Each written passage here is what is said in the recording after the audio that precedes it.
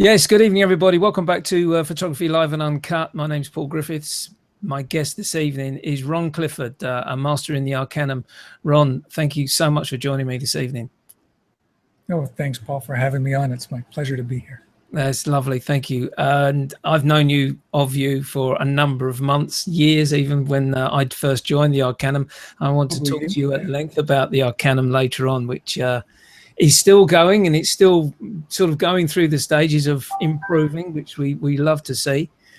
But let me take you right back, Ron, if you don't mind. Can you recollect the first camera that you had in your household when you were just a little kid? I can recollect. I'll share a really good story. One that should have had me giving up on photography altogether. But my first experience going out and shooting, we were pretty poor when we were kids. We lived in the poor side of the town, and we didn't get a lot of luxuries. And I don't know if I had given to me or I found a little Kodak Instamatic 110 camera that took those cartridges, and I think my mom or my dad bought for me a roll of 12 exposure film. We couldn't afford the long rolls, just 12 exposures. And right.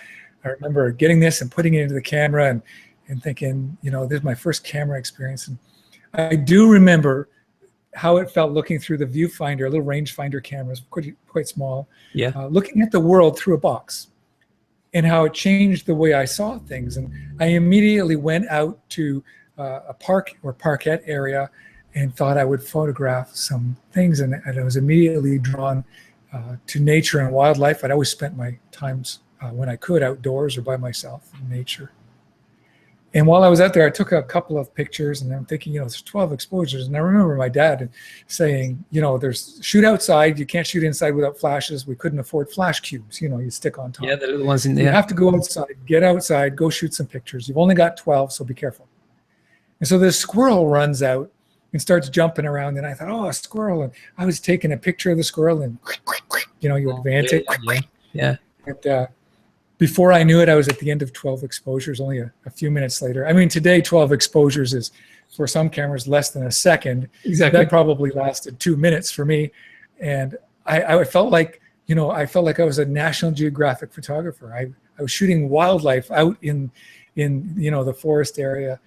And I got it home and I gave it to my parents, and I forgot about it.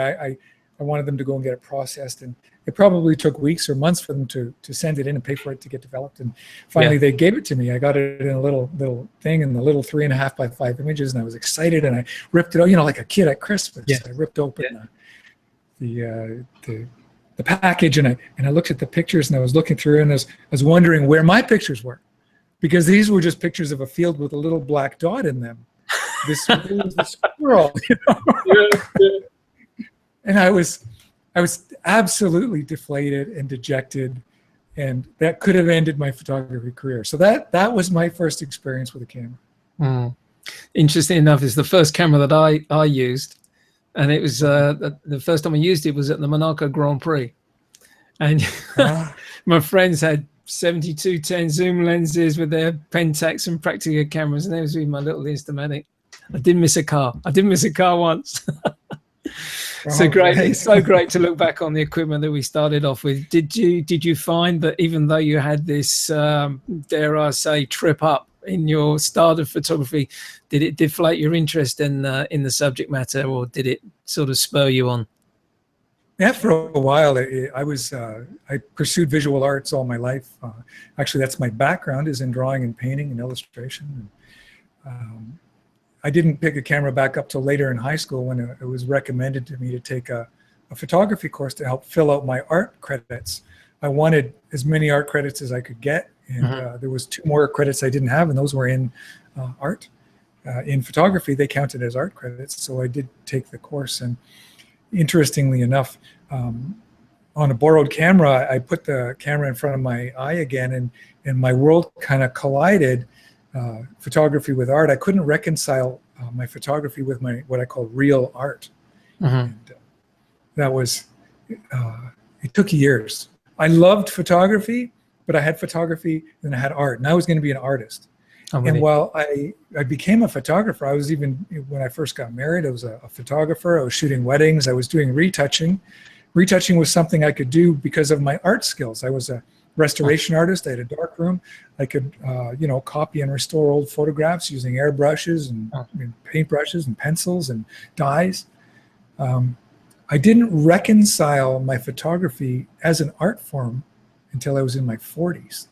Really? And kind of pushed it aside again. I moved away from photography, had a great deal of trouble reconciling it.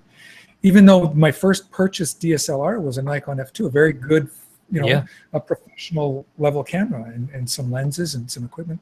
I loved the craft of photography, but it didn't become my art for many, many, many years.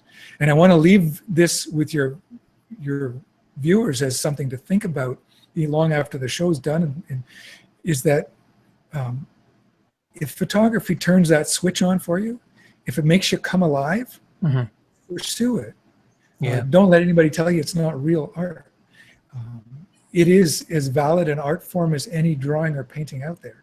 And don't let that deter you from pursuing the camera in a digital darkroom as a home studio.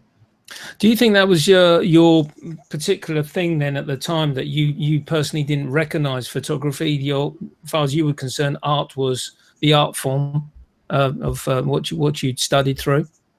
And I did pursue some art, and inevitably I went into contracting and stayed away from art and photography for many years. The first photography I did, although I love nature, was portraits and weddings and events, because those things made money. When I came back to photography, I think I had my first DSLR in 2007. Right. I wanted to avoid portraiture altogether. Interestingly, what I discovered was, and I got a little thing behind me up on the wall, you can't really see it, but it's above my door, right above my head there. I'm with you. It says, do what you can't help but do. And as much as I tried to not photograph people, wherever I went, I photographed people. Yeah. And so as much as I do landscape and nature and wildlife photography now, I still do a lot of photography with people. It's just not what my social media sees as much of, at least not up till now. I think they're going to see a lot more of it in the next little while. But so let's just take a note here. About 2007 was when you first got your first digital camera. Had you looked at my first digital camera? Then? I wasn't really that interested. I did have a small point and shoot. Yep. Kind of a 3 megapixel point and shoot, which I was completely uninterested in. It just did not do what I needed it to do. And my library didn't really start growing until, like, if I look back in my library, 2011 was a pivotal year. I've been shooting all my life, and I've had SLRs all my life, and I've had cameras around, but I didn't really take it to the level that I'm taking it to now until 2011. And I just, through a series of life events, had to shoot. It's what I had to do. It's what I couldn't not do. I had to shoot. And I embraced photography as my digital medium, as my artistic expression, as what I would do. I wasn't able to paint. I had a life-changing time. I wasn't able to draw or paint. I couldn't focus long enough. And as I recovered from that life-changing time, photography became the thing that was almost a bit of salvation for me. What was that defining moment then, Ron? I found myself in a place where I had lost hope. I was in the middle of a second business collapse, and I was hospitalized, and I was in a bad place in life. And I'm finally getting treated for things that had been left untreated or unaware of. And my wife sat down with me, and she said, basically, when were you happy? Do you remember when you were happy? And I said, when I was shooting, when I was retouching, and when I was teaching. Yeah. Because I had 20s as I taught retouching and restoration at the local college. And she looked at me and she said, well, then that's what you have to do, no matter what, whatever it takes. Interesting. With regards to, you mentioned teaching there, you've done some teaching before this particular period in art, or is it just something which followed on with your photography? Well, I did. I I can't not teach. It's one of those things I can't not do.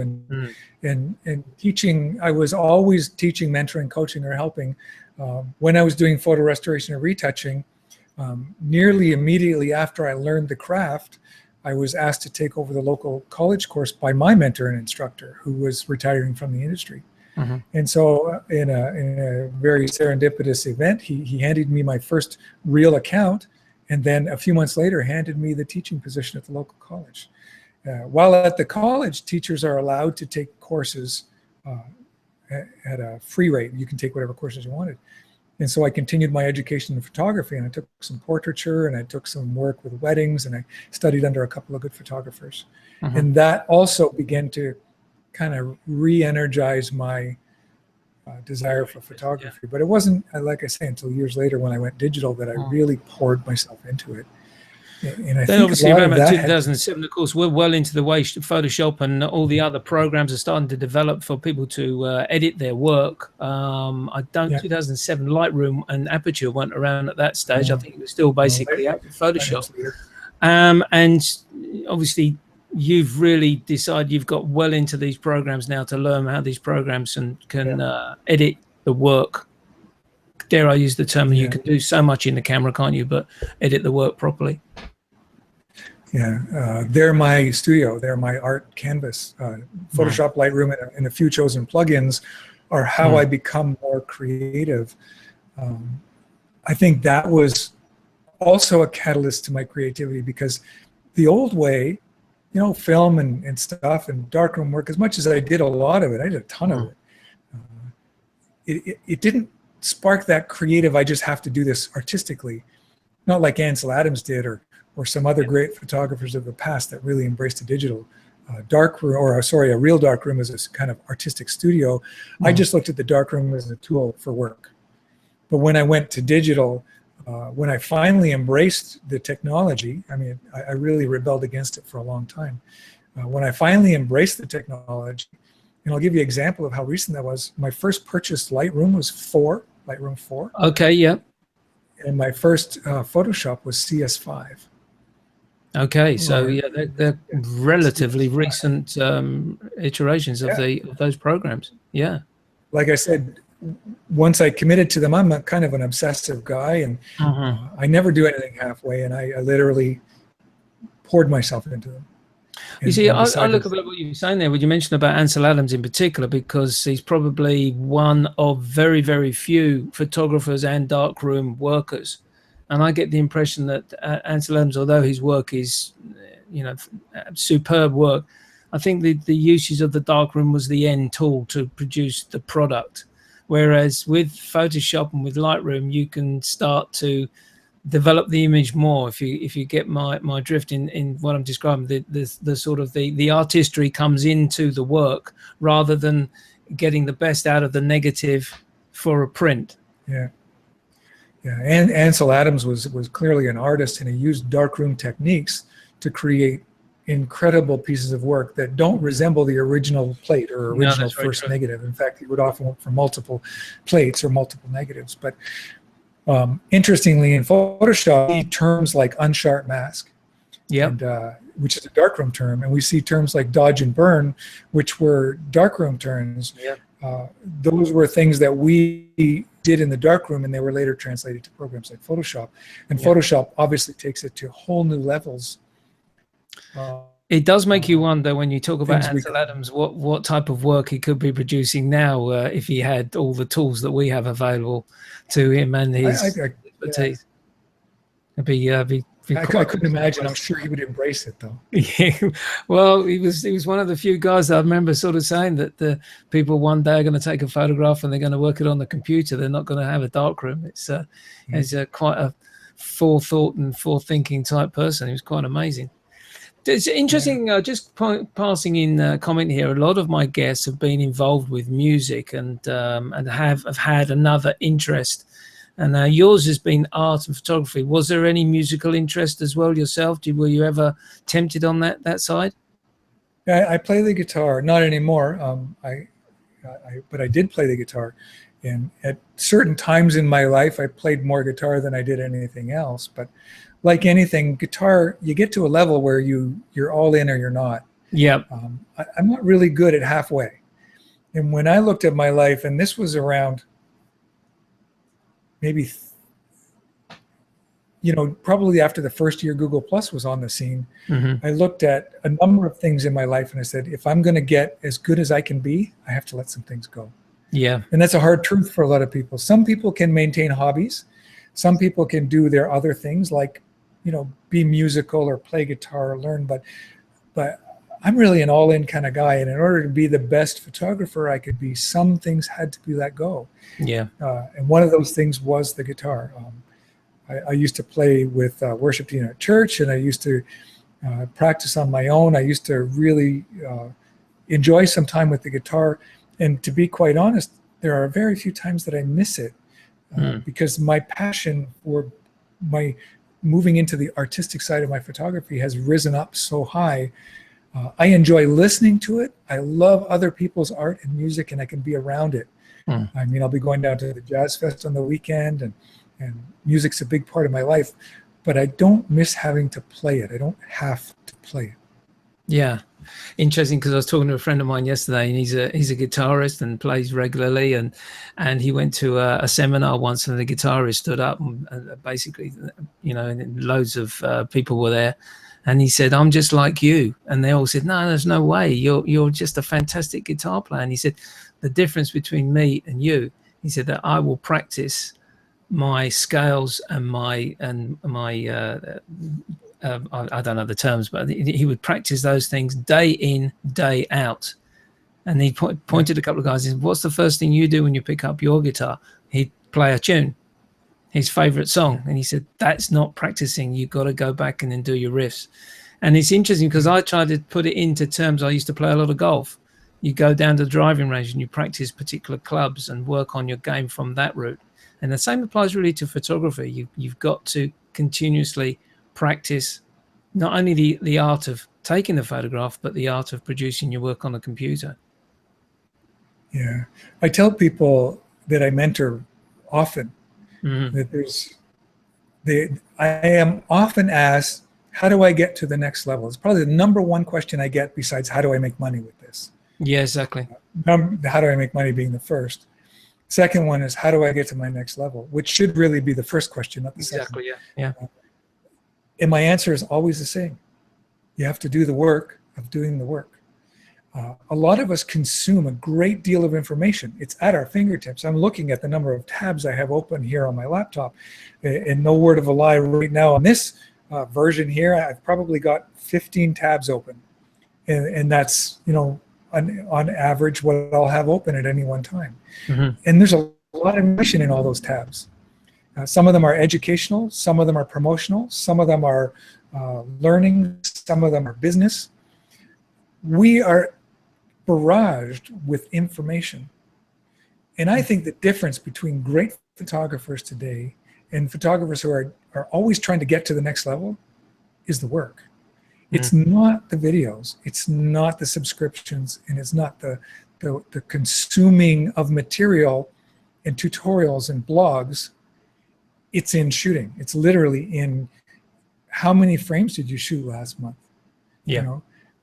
I tell people, I was recently on a trip to the Arctic, and I don't know the total number because I was importing and calling and deleting, but I fathoming a guess at 15,000 images in a few days.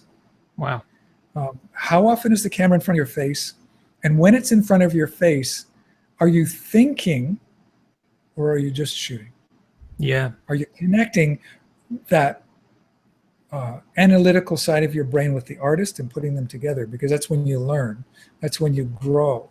And part of what I teach when I mentor students is I try to connect that intellectual part of the brain with the creative part of the brain and snap them or smash them together. And I think that's when people get their big aha moments, when that comes together. It's a very good for them. question actually to answer. Actually, what how do I get to the next level? And but as you say, that's not the first question they ask you. How do I make money out of it? They're thinking, well, they're thinking of the finishing line before they've actually done the running to it. As like they were saying on the golf just this last weekend, playing the 17th. They've saying to the commentators were saying now this golfer Stenson who won it in the end shouldn't be thinking about his speech. He's still got 2 holes to play. And really, it's the same process, isn't it, of doing the work, and then reaping the benefit at the end of the day when you're in a position to publish your work. Let's just switch now. I'm just wondering. I think what we'll do is it's a good time, actually, fact, to do a screen share, if that's okay with you, Ron. Yeah. And I think what we'll do is we're going to start off with Instagram because your website is in the process of being, dare I use the term, rebooted and updated and the like. I had a massive database collapse. You got to do some work there, Ron. I've got to do some work. That's the number one thing. I have website shame. I talk to people just before we look at the images. I have 2 lists. I have a love list and I have a hate list. And I don't need people to tell me what I do well. People know, you know what you do well. But I have a hate list, and at the top of my hate list is web work. Right. I was getting somebody to help me, and they were going to take it over because I'd made a mess, so I handed it over. In between travel and them taking it over, they never did get around to it. I finally said it's not working out, and I'm back to square one, either doing it myself or looking for somebody. Okay. So, in the very near future, that will be on the horizon. Yeah, that's good. Well, what I've done is I'm just dragging the screen open because I had 2 windows open at the time when we were chatting on the Hangout there. But you mentioned about your recent visit to is it the Arctic or the Antarctic? Arctic. This is the Arctic. I've been to both. I was in the Antarctic last November, and I was in the Arctic just 3 weeks ago. So. And how long were you out there for? The Arctic was 10 days. I was in in Antarctica for 5 weeks. Really? The Arctic was just a 10-day trip. Yeah. And what potentially was the goal of this? Was it a tutoring type event that you were doing, or was it just for your own personal to build your portfolio, or was it commercial work? Well, the answer is yes to all of those. All right, fantastic. I work with a company, an expedition company called One Ocean. And what they do is they have sister ships, and both of them take just under 100 passengers. And they specialize in polar expeditions. And I'm part of a team specifically for their photography symposium. So I'm one of 4 instructors on the photography symposiums that helps guide the guests to getting great photographs. Okay. And so when I talk you do those things is being outdoors, being in nature. And the other thing is in mentoring, teaching, and coaching other people. And this opportunity came, it was an opportunity that not many people get. And I grabbed it with 2 hands and overcame my fear of travel in order to be at these places. I tell people I really don't like traveling. I'm a bit of a hobbit. I would rather stay in the Shire. But I like being places. I'm not so fond of getting to places. I'm very fond of being places. And so I had to overcome some fears in order to be able to do that. Going to places like this, the Arctic, and as you mentioned, the Antarctic, it brings a whole new selection of gear that you would take out there, obviously because of the conditions and the temperatures that you're working in. Could you just give us a brief sort of synopsis of the gear that you have taken to these particular sites to mention? Yeah, I have been a Nikon shooter since the 80s. Nikon DSLR equipment with me, and it's my equipment of choice because I shoot in extreme conditions. Even within my own province of Ontario, I'm often out when it's 25 below, or they'll have wind chills of minus 40.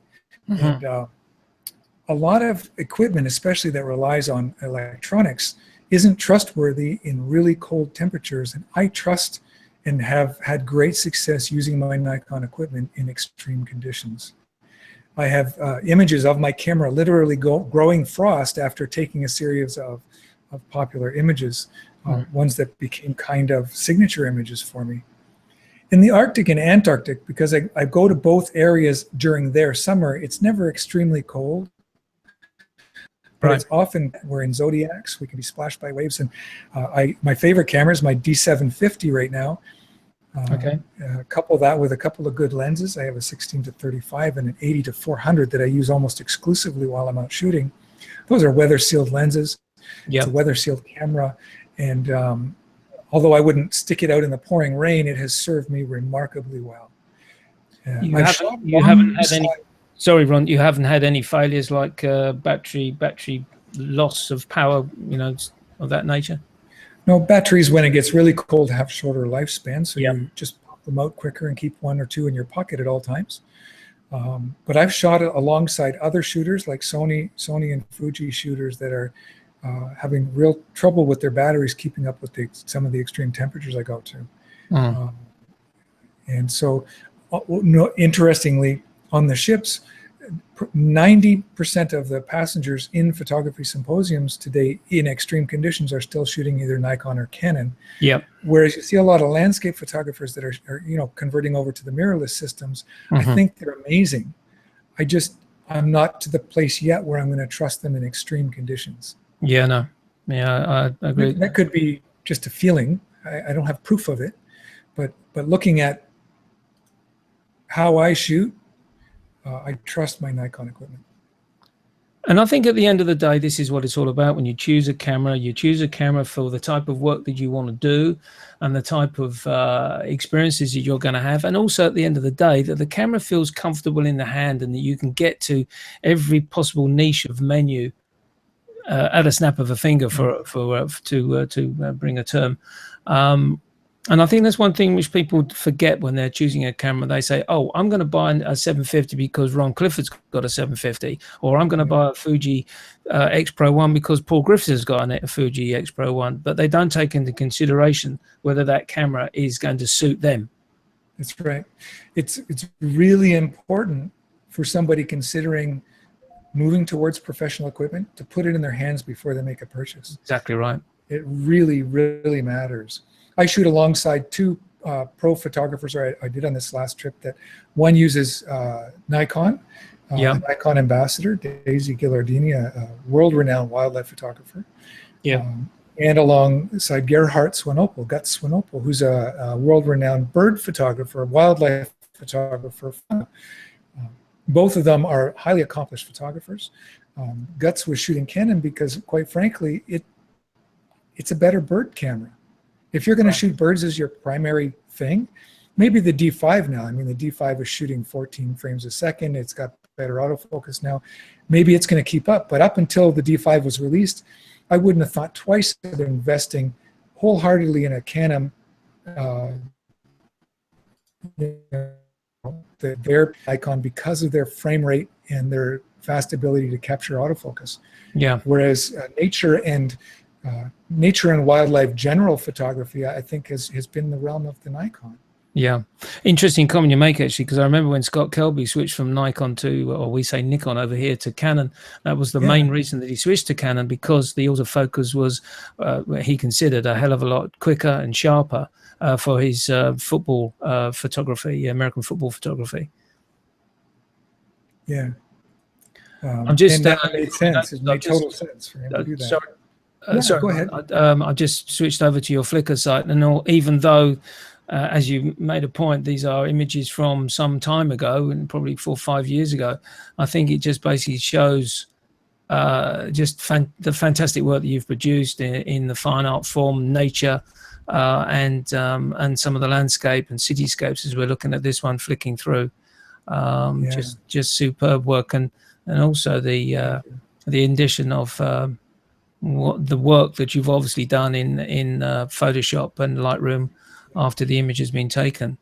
Go back just for a second to that other one. I'd like to talk about a principle that I pass on to my students, and this one, part of what I teach. And the question is, what's the best time to go shooting? Yes. Because a lot of new photographers are waiting for the right conditions, the elusive right conditions, and I want to share implicitly and without hesitation that the right conditions are the wrong conditions. Okay. this day, for example, and a lot of my photography, and I can show it over and over and over, it was a miserable freezing storm, and the winds were like at 50 miles an hour. And I had got up north. It was near the evening, and I got out of my car, and I was meeting another photographer, and we are going to do a scouting trip for a potential winter workshop. And although the light looks warm here, it was bitterly cold, and those waves were freezing by the time they hit the air. They were starting to crystallize into ice. Wow. And and it was completely gray, almost dark. And I showed up, and I was coming up to the hotel where I was staying, and at that moment the sun broke through, and I stopped my car. I jumped out, I grabbed my equipment, and I walked over, and between wiping the ice off my camera and lens and firing image after image, I captured this. And yes, there is some Photoshop in creating a little bit of color contrast, and in contrast, that was the environment. There was high winds at close to sunset, and it was a moment. Yeah. And it was only because I was prepared. I went anyway. I got to that spot, and this presented itself. So that the lesson is, get out there. The best possible chance for the best possible light is often in the worst possible conditions, or when it looks like it's going to be bad. Mm-hmm. Yeah. So that's especially for landscape photographers. As I've heard it's mentioned many times before, the landscape photographer loves clouds. They don't like clear blue skies and bright days. They want this image sums that up really. Yeah. Well, you've and got interestingly, this image happened because it had just been raining. Yeah, exactly. And the sun came out, and literally, for a few minutes, sometimes a few seconds, that's all you have. Yeah. And on that particular trip, I also photographed the image that made Google's Chromecast. This one was that same day, and the swans in the mist were shot on that well. Mm-hmm. And that image has become my signature image, and that one's been viewed over 2 billion times. It's like crazy. Amazing. People have seen that image that many times. We'll finish on that because we don't see very many sports and action photos of what you've done, but this is a great shot here. Thank you. Yeah, as a competition water skier. Mm-hmm. And I actually asked her, I said, I really want to go out onto the lake at sunset. I have an image for a picture with the sun behind you. Mm-hmm. I have another one that's much warmer that has the real look, but I wanted that one to be a little bit in blue. But yeah, I had this image in my mind, and she was obliging, and we went out and did that shoot. So because I come, like I say, I can't help but shoot people, you'll see great variety in my work. Yeah. If you don't mind, I'm going to share a picture. If we can pop out a screen share, I'm going to do a screen share of myself. And just over on Google, I keep all my pictures, so when I'm in Google folders, I can find them. I have that picture of my camera growing frost that I like to show people because this was at the end of a day of shooting. And, wow, look at that. Yeah, you can see that in the background is some trees covered in ice and snow from the high winds that were there. And you can see that my camera strap, if you look lower, is blowing in the wind. Mm-hmm. And it was minus 25 degrees real temperature Celsius with a wind chill probably in the minus 40 degree range. And we were about to pack up. And I also show people, let me take a look at this, is right on the back of the camera on that plastic cover is a nose print. I actually got minor frostbite when my nose touched that camera when I was shooting that day. Wow. That I just wanted to show you as an example. Thanks for showing that. It just goes to show, and the camera was still working basically. Oh yeah, the camera was fine, and I got some amazing shots that day. What I'll do while we still talk is I can back out of this picture and find that shot that was shot just seconds before that one was shot. It's probably right up in around that area. Maybe it's hard because of the way they do these photos in Google now. I don't know if I'll be able to find it quickly. Well, whilst you're doing that, one question I wanted to ask you is when you're doing these trips to the Arctic and Antarctica, you are obviously given an opportunity to get off the ship or the boat and get onto the shore. Yeah, there's two things that we do on those. Well, three things that we do on those trips. And one of them is that we do shore landings when it's possible. So we go down the gangway and we get into 15-foot serious zodiacs, and we go to shore, we disembark, and we go on shore and we shoot wildlife and landscape and ice and whatever we can see there. There are more shore landing opportunities in the Antarctic than the Arctic, because the Arctic has polar bears. And so we have smaller groups confined to areas in the Arctic, because we always need a gunman and a scout with us because of polar bears, whereas in the Antarctic, there's a lot more freedom to move around. I was going to ask you about the polar bears. Have you had any sort of near instances with them? Have they been prowling around while you guys have been out shooting? Yeah, we were fortunate to see 8 polar bears and 1 fairly close. We were in the Zodiacs. We had done a shore landing. It was announced that a polar bear had been spotted on land, so we jumped in the Zodiacs and we went to the area the polar bear was spotted. And fortunately, she was very amicable. She was just walking around and lying down, sleeping, eating, and she just tolerated us really well. We were at a distance. I mean, I did need my 400-millimeter lens, but got some really nice images of the polar bear. And so, yeah, for sure, there's opportunities for polar bear and walrus. In the Arctic, a lot of seabirds, whales, foxes, as you saw in the Instagram images. Yeah, there was just a lot of really good opportunities there. That's fantastic. Have you been able to find that image? Or? I was just about to scroll down while we were talking about it, because I know pretty much what album it's in. As you're doing that, let's talk about the Arcanum, because I'm.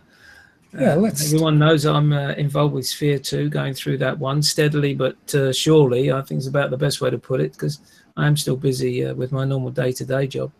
But how did you get involved with the Arcanum, Ron? I got an invite from Trey to be one of the first 6 masters to beta test the Arcanum. And one of the reasons that happened is because of the work I did on Google Plus in online mentoring. I'm one of the co-directors of the G+ mentorship program for photographers, and I still do that, although in a more cursory role, because I don't have as much time as I once did to invest there. A lot of that has to do with the Arcanum, as well as launching my own private mentorships through the Hangouts that we're doing right now. I could meet with individuals or groups of students in Hangouts and help mentor them, and so that went a long way to giving me a bit of authority to help him launch that. And while I was doing that, there was a need for somebody to take over master development, and that role began to fall on my shoulders, to where I developed a fast-track program that onboards all new masters into the Arcanum. Yeah. So for those that don't know, the Arcanum is a community-based learning environment that's led by mentors in small communities.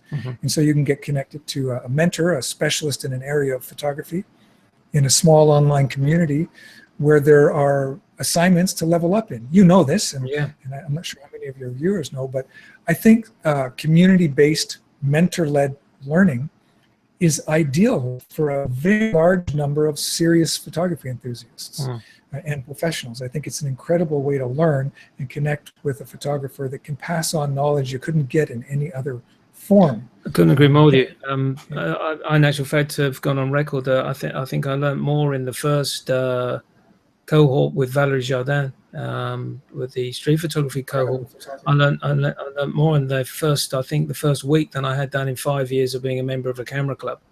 Not only the rapport that I managed to build with Valerie herself, but the critique, the comment, the help, the community, the camaraderie that was built up within that community of, what was it, 20 photographers at the start, all sharing a similar genre and a passion for, as it was then, street photography. It was an amazing experience. She's a fantastic mentor. Yes, you can't fault Valerie at all. You see her regularly now updating her work on Facebook. She's consistently busy with her workshops around the world. She's books, her street focused programs, and everything along those lines. And I learned so much. Learned so much in my own photography, of my interest in street photography from her, from the initial stage foundation course through Sphere 1. Before I joined Jessica in a specific cohort lined up to creating a business.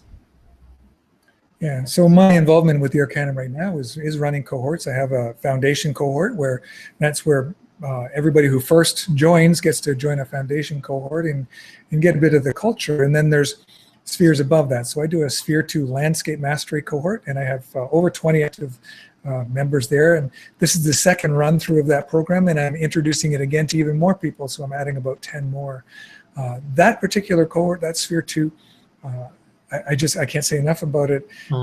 What I learned through the years of mentoring online, I've packed into that, especially what I've learned about the secret to capturing more impactful images and increasing viewer engagement.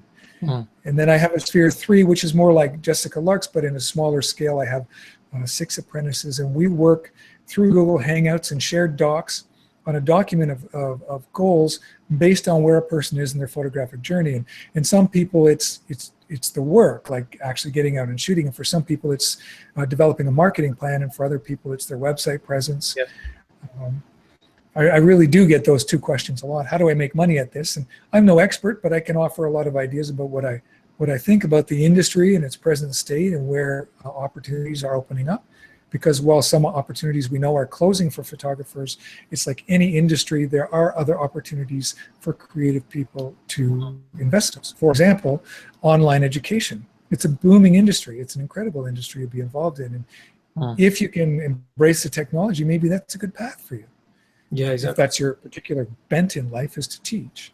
It is amazing how basically this social media that we can now enjoy has enhanced photography so much. We were talking just before the show with the advent of Google Plus starting off with its role and how many sort of, I think the photographers just said, hey, that's the place I want to be because I can see the advantages of sharing and showing my work. And of course, as we know, the possibility at the time when it originally hit the scene that they thought, well, this could replace Facebook. But I think we came to the conclusion just before we came live that we both feel now that Facebook and Google Plus have sort of definitive slots in our social media activities. I'm a firm believer that I think Facebook is still has a retention with the business acumen, the business side of any business, not just photography. But of course, Google Plus does give you that opportunity of sharing work and communicating, I think, a little bit easier with people, especially through Hangouts like this, than Facebook can. No, Google gave us a great suite of tools, and they were building a fantastic platform, and their direction has changed. And I think one of the reasons is they don't need a social network to make money or to survive. So they used it as a great experiment. Yeah. And while some things worked really well, other things never really did. And some people, I think, got tired of they always being kind of tested on, the number of changes that came down the pipe. And now their real push to go to mobile, I think the younger crowd has maybe embraced some of these new things. I think collections are a fantastic feature of Google Plus now, a way to organize posts, and people can follow a collection based on interest, because we know Google Plus is an interest-based platform, and so they're really leveraging that. But they have moved away from their push to create a new social platform. And so Google Plus is almost secondary now to things like collections and YouTube and even Hangouts being pulled off the platform and making this independent. And so I guess time will tell to see how the public reacts to that. Yeah. Google Plus is still my home. As a photo educator, it still has thousands, if not millions, of photographers that I still connect with. And it's been a fantastic experience for me. And it actually, I can honestly say, gave me a career. 5 years ago when it started, I was just building my first website and just barely had a Facebook account. And now I have over 3 million followers, and I have a thriving business. I mentor people. I connected with people like Trey online and was able to be part of his Arcanum startup, and have had many, many, many other opportunities as a result. Yeah. Can I ask you a question? I have those images ready whenever you want to screen share on that. Yes, do the screen share if you got that photograph. That'd be good to just. Yeah, I got a couple just to pop in, and we'll get to there. Screen share. Okay, so that. Sorry, I'm not in my albums. That first image you see is one that's on my profile. Yeah. This is one image of things I love to photograph. It's not the image though. It was an image taken in the same area, probably of the same group of trees the year before. But the image I want to get to is, there was this image that we saw, and the very next image was the image, if we look at these group of trees over here, the image that just 5 or 10 minutes ago, the sun broke through the clouds. And this whole idea of going anyway, I'll never let it go, because it was able to produce this image. Oh, wow. Which literally was, it opened up for 10 minutes and then it closed up again, and it became so cold we couldn't stay there. Unfortunately, or I can zoom in. What we can look at, what may have looked like a little bit of HDR work, this is not an HDR file. This is in fact a single file. It makes it look HDR because when we look close at the file, the amount of snow and ice that's starting to collect on these cedar trees, and inevitably they become those druids that we saw in that first image. Once the storms continue and persist, it becomes what we saw right back at the beginning, right here. It becomes these over time. So yeah, I just wanted to share that. The best time to go is often the worst time to go. And so that image there that you finished up on, it reminds me of a Michael Kenner image where he took the photograph of the frozen tree. I don't know if you can remember it at all, but yeah, I do remember it. It's that sort of fall. It's just stopped the water over a period of time. That's fantastic. Yeah. Talking about your mentoring, could you just give us a synopsis as regards to how that mentoring service works? So right now I'm focused almost exclusively, except for local private mentoring, through the Arcanum. And so the Arcanum mentoring is done through Google Plus communities. And it's done, we have each sphere has 10 levels, and the levels are specific to, for example, landscape photography in my sphere 2. And so each level will be designed to build one on the other specific skill sets to help you get to that next level that you're looking to getting.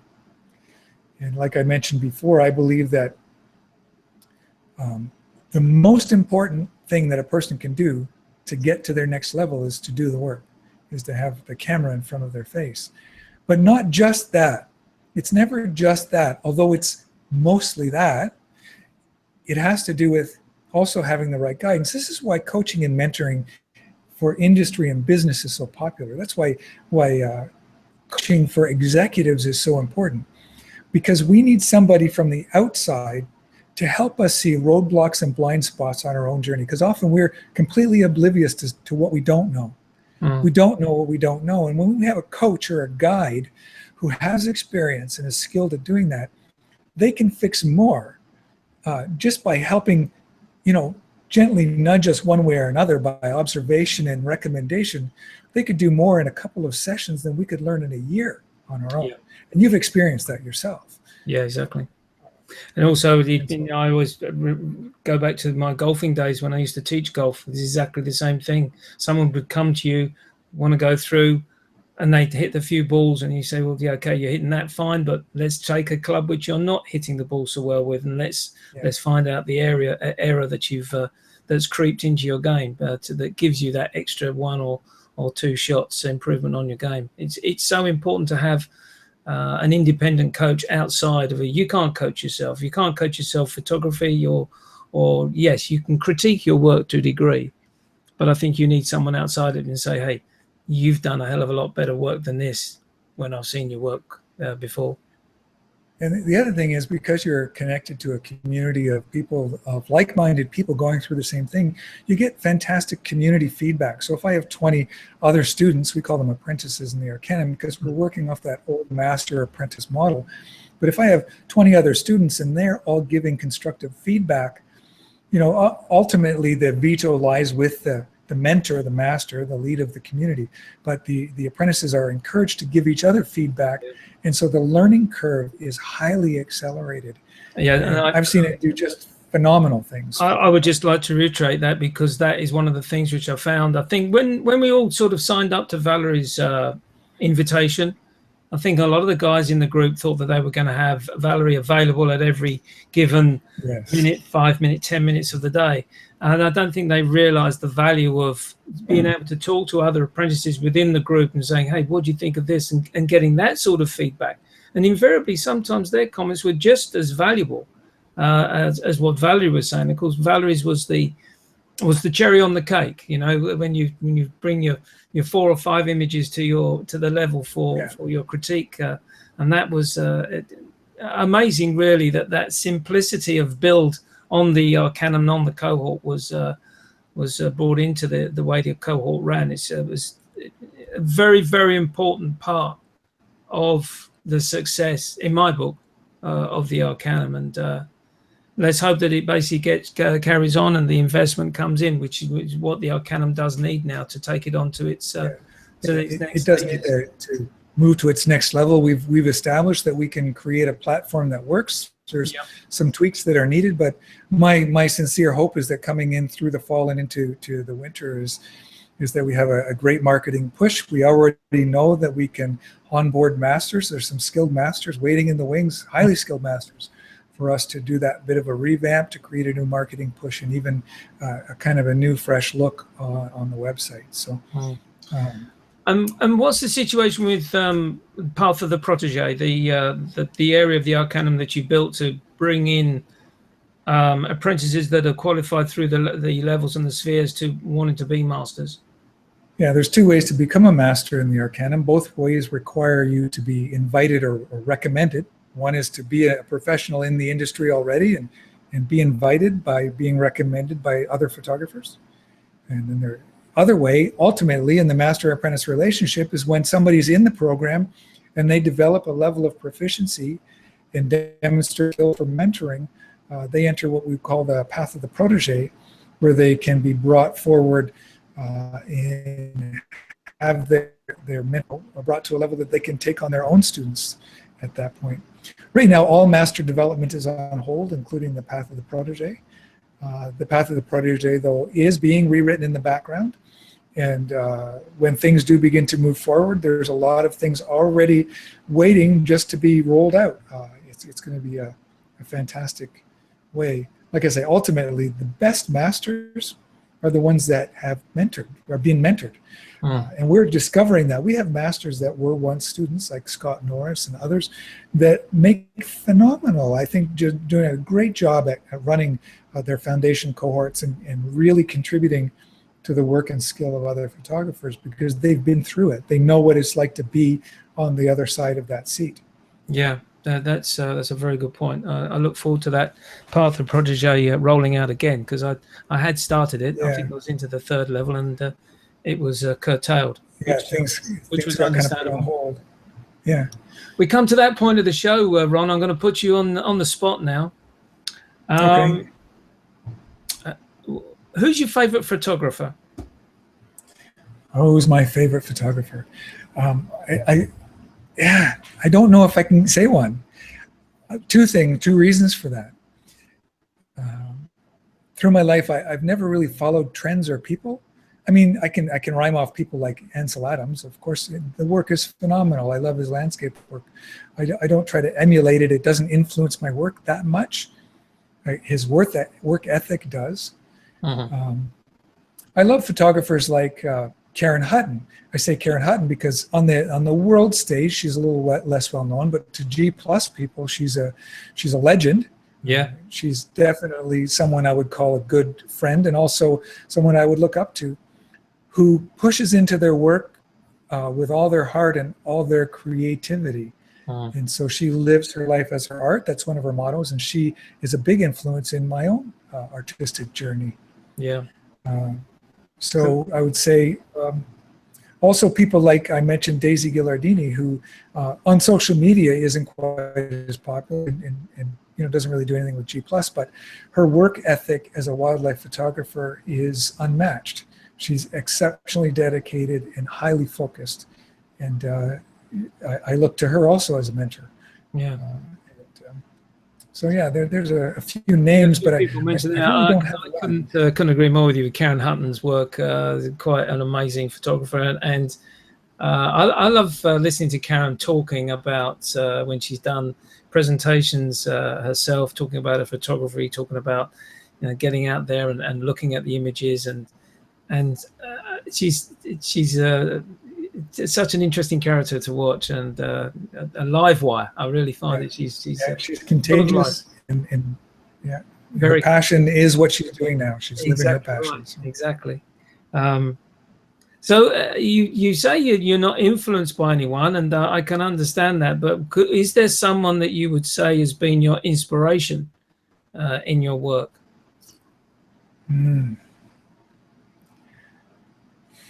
It comes from a mix. It really does come from a mix.